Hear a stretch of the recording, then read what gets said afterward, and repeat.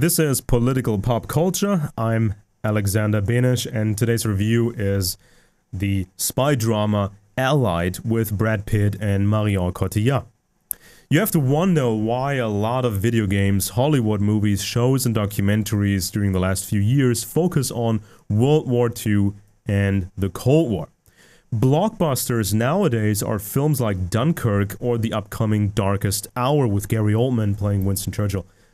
And now we've seen the new trailer coming out for the latest Call of Duty game. It's about World War II, and the graphics are spectacular, and the whole experience is way more impressive than documentaries and old black and white footage. Are audiences being prepared for hard times ahead?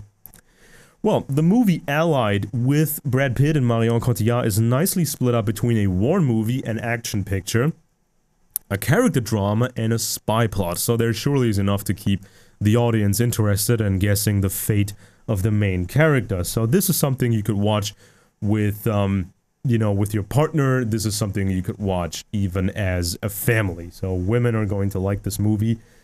Men are going to like this movie. If you're younger, you can like this movie. For older, you can like this movie. That's probably why they designed it like this. Now, Brad Pitt is at least 15 years too old for his role. He plays the character well, but he's pushing 60, and his character more likely is supposed to be in his young 40s, late 30s.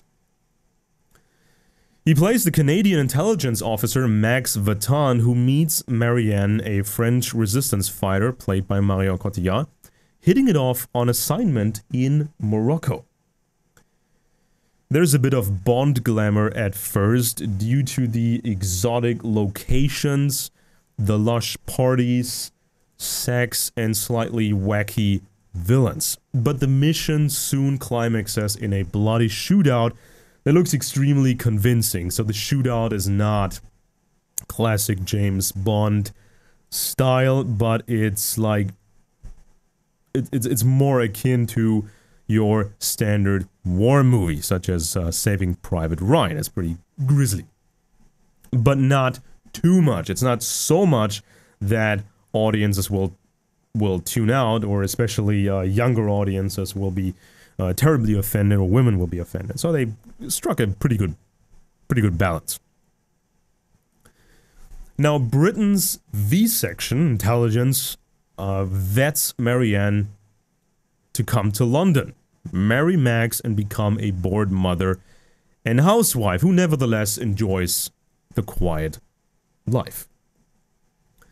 But soon afterwards, Max gets told that Marianne might not be Marianne at all, but instead a German spy.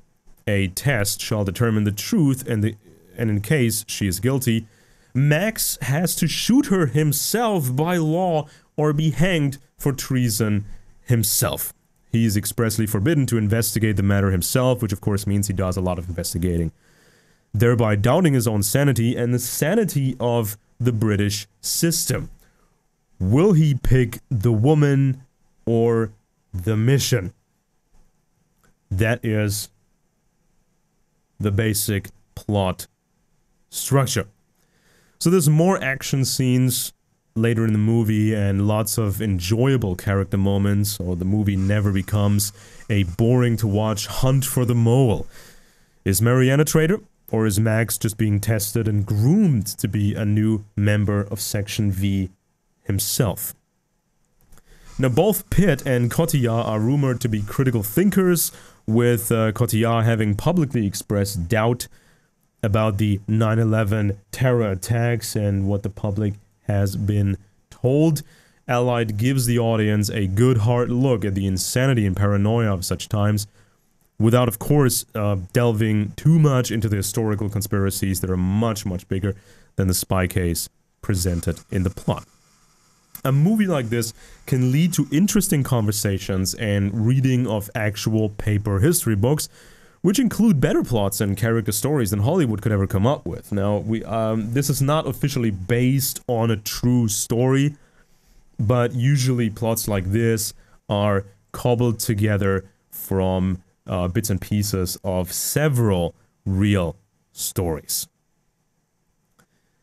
And Allied is a pretty looking movie with a great cast and unmemorable music. A strong musical theme could have helped, even though it's this kind of, you know, a strong theme seems to be out of style in today's Hollywood.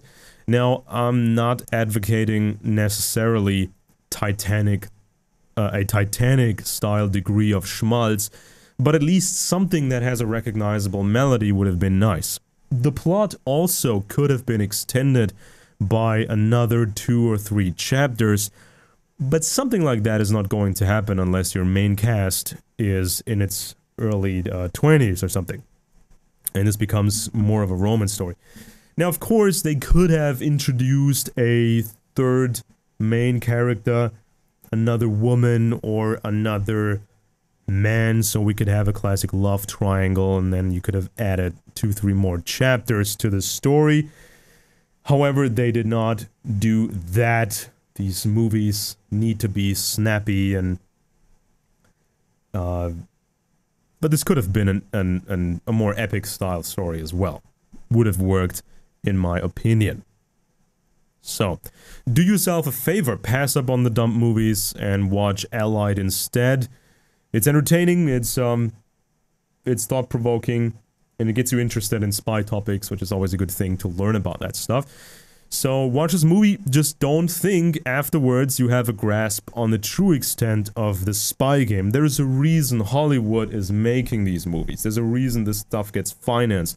There's a reason all the video games and shows now deal with world wars and the Cold War and espionage, because some pretty serious stuff is coming in the real world in the next few years, and they want to prepare people, and they want to show people some extent of how crazy it gets, and some extent of the backstabbing and the paranoia, without giving people the complete picture. They want to give people the illusion they know how dirty it can get for the greater good, but of course this does not replace an actual education, and you can get that education yourselves by picking some really good books, actual books about espionage, not fictional books, real actual books. So please comment below if you've seen the movie, what do you think about it, subscribe to this channel, and support us on Patreon.